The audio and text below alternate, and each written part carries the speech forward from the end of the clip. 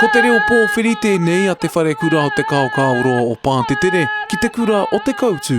Koina te whainga, kia whakawhanaunga, kia whakahuahua, kia herea ngā taura o te aroha, I wainga nui ngā kura e rua nei. Hika katoa ana ngā tauira o te kura o te Koutu no Rotorua, te tai mai ki Putāruru I te rānei. Ki te pai, te rungo I te reo o te tukuwhanaunga, e pahu ana. Engari e pai koe ahua hoki mai ki te kāinga, ki tēnei ahuru mō ai me ki.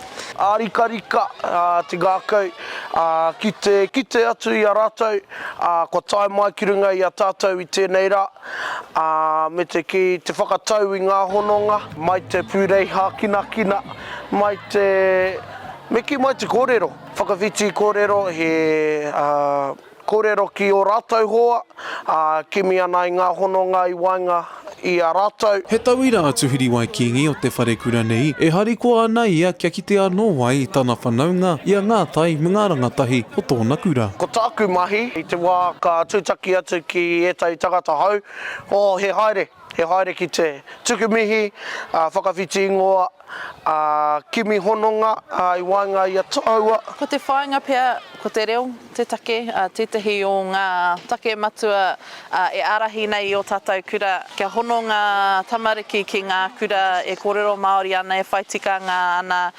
Kia kitea hoki e rātou ngā hua e puta ana I ngā tūmomo kura ki atu. Ko Zana Douglas Karauna tētahi rau kura o te Koutu, ko hoki ia, hei pau ako. No ko tā mātou whainga he puta I te takiwā, he tūtaki I ngā ākonga ki atu, me te mea hoki he nui ngā whanaunga kei te kura nei, no reira ko tērā taura here, tērā hononga tāngainga I wainga nui I ngā kura, kia mōhio hoki ngā ākonga I te hononga whakapapa ki wainga I a tātou.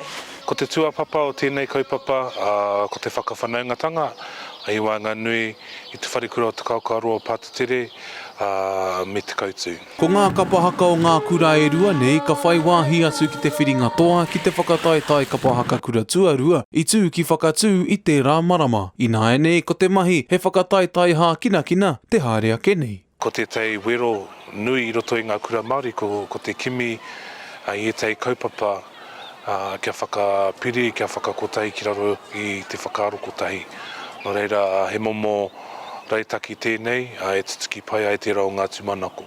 I te mutunga o te rā, koina tā rātou tai mai ki runga I a mātou. He haere mai ki te kimi hononga, hei hoa haere mō amuri I te kura. Ka taia no mātou I mōhio kei te haere mai ki konei inanahi.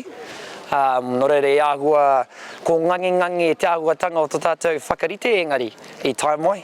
Nā koina tu menui. I nā e nei ko mōhio pai ngā tauira katoa o e nei kura kia rātau anō, ko te manako ka pūmau e nei hononga haere ake nei. Te Kawa Paora, Aukaha.